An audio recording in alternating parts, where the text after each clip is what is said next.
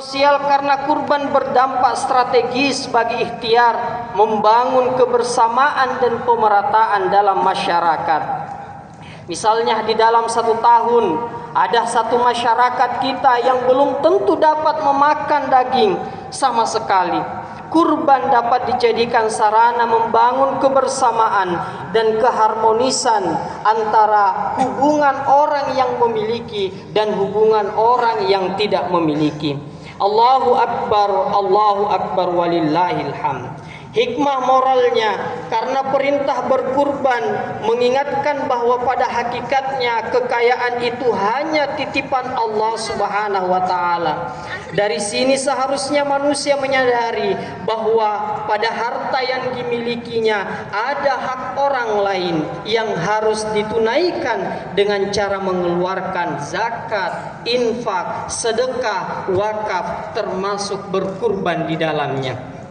Sedangkan hikmah spiritual, kurban yang secara bahasa berasal dari kata qoroba yaqrobu kurbanan yang artinya dekat, dimaksudkan sebagai jalan untuk mendekatkan diri seorang hamba, seorang muslim kepada Allah Subhanahu wa taala dengan cara mendekatkan diri kepada sesama manusia melalui ibadah kurban. Imam Al-Ghazali rahimahullah menegaskan bahwa penyembelihan hewan kurban adalah bagian dari simbol serupa, simbol semata dari penyembelihan atau penghilangan sifat-sifat kebinatangan yang ada pada manusia, seperti sifat rakus, tamak, serakah, dan mau menang sendiri. Dengan berkurban diharapkan semua manusia dapat membuang sifat-sifat kebinatangannya yang dapat mendatangkan musibah dan bencana. Dalam kehidupan kita, dengan hubungannya dalam kehidupan kita saat sekarang ini, ibadah kurban mengandung pesan moral terhadap orang-orang yang disebutkan oleh banyak penafsir-penafsir bahwa ibadah kurban ini mengandung pesan moral pertama kepada para pemimpin. Para pemimpinlah yang seharusnya lebih dahulu untuk berkurban, bukan hanya dengan menyembelih binatang, tetapi juga dengan menyembelih sifat-sifat kebinatangan yang ada pada diri-diri mereka. Sebagai pemimpin, ibadah kurban mengingatkan kepada para elit pemerintahan, dari presiden sampai pengurus RT, dari DPR pusat sampai DPRD kabupaten, dari pemimpin ormas sampai pemimpin politik, bahwa hanya dengan menyembelih sifat-sifat kebinatangan yang ada pada diri kita, pada diri mereka, mereka akan bermartabat. Kita sebagai pemimpin hanya akan bermartabat di hadapan Allah Subhanahu wa taala dan terhormat di mata manusia. Pesan moral kedua, yakni kepada para pengusaha dan para pedagang, berkurbanlah dengan menyembelih sifat-sifat curang dan tidak jujur, seperti mengurangi timbangan, curang dalam takaran, menipu dan memperdaya pembeli. Jadilah pedagang yang jujur yang dapat menjadi tiang tegaknya ekonomi Islam, ekonomi umat, dan ekonomi kebangsaan.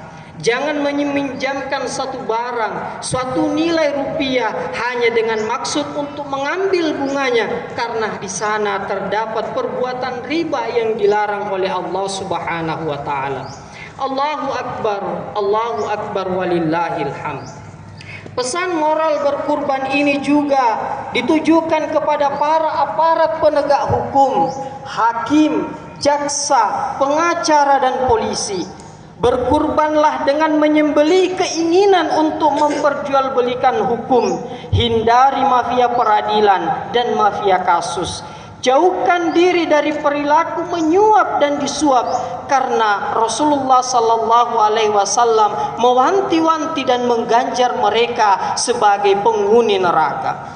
Junjung tinggi keadilan, jadikan hukum positif yang berlaku dan hukum normatif sebagai pertimbangan dalam memutuskan hukum.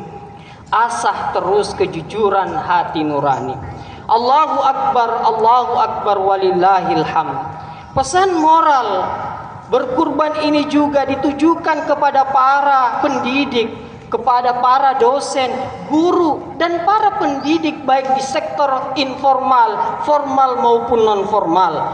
Berkurbanlah dengan kesungguhan untuk melahirkan generasi yang dikatakan generasi yang berotak Jerman tapi berhati Mekah, lambang integrasi antara kecerdasan akal dan kecerdasan hati, intellectual quotient and emotional quotient, antara kecerdasan dan akhlak yang mulia. Lahirkan generasi-generasi yang tidak hanya pintar secara intelektual tapi juga baik dalam perilaku dan akhlak.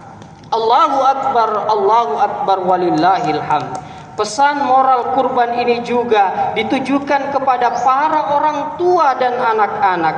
Kepada orang tua, mari jadikan Nabi Ibrahim dan Siti Hajar sebagai suri tauladan dalam pengorbanan terhadap apa yang paling dicintainya. Anak semata wayangnya Ismail alaihi salam yang dia rindukan bertahun-tahun kehadirannya, dia kurbankan karena kecintaan dan ketaatan kepada Allah Subhanahu wa taala di atas segala-galanya.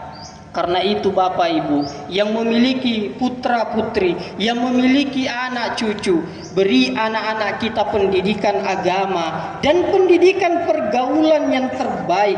Ajarkan kepada mereka mengenal Allah dan mencintai Allah. Didik anak-anak kita dengan perhatian penuh. Jangan mendidik anak-anak kita dari sisa-sisa waktu dan sisa-sisa tenaga kita. Allahu Akbar walillahil hamd. Pesan moral ibadah kurban ini juga ditujukan kepada para anak-anak. Jadikan Nabi Ismail alaihi salam sebagai teladan dalam ketaatan perintah kepada Allah Subhanahu wa taala serta penghormatan kepada kedua orang tua. Ketika Nabi Ibrahim meminta kepada putranya Ismail alaihi salam bahwa Allah memerintahkan Ibrahim untuk mengorbankan Ismail, apa kata anaknya Ismail alaihi salam? Ismail menjawab, "Ya abatif al ma tu'mar, satajiduni insyaallahu minas sabirin." Wahai ayahku, kerjakanlah apa yang diperintahkan Allah kepadamu, insya Allah engkau mendapatiku sebagai anak yang tergolong dalam anak-anak yang sabar. Terakhir, pesan moral kurban ini ditujukan kepada kita seluruhnya, segenap kaum muslimin dan muslimat. Kurbankan nikmatnya tidur di malam hari dengan mengerjakan ibadah malam dan ibadah-ibadah lainnya. Mengerjakan sholat subuh berjamaah dan sholat wajib lainnya. Kurbankan manisnya harta dengan mengeluarkan zakat, infak, sedekah dan memotong hewan kurban. Kurbankan empuknya jabatan dengan melayani umat. Jadikan semua yang kita miliki sebagai alat mendekat kepada Allah Subhanahu wa taala. Hari ini dan 3 hari ke depan, agama kita mengajarkan kita untuk mengeluarkan segenap harta kita yang berlebih untuk kita kurbankan. Dan Rasulullah sallallahu alaihi wasallam sangat-sangat melarang orang yang memiliki harta berlebih untuk meninggalkan ibadah kurban. Fala taqrabanna musallana. Allahu Akbar, Allahu Akbar, la ilaha illallah, wallahu akbar.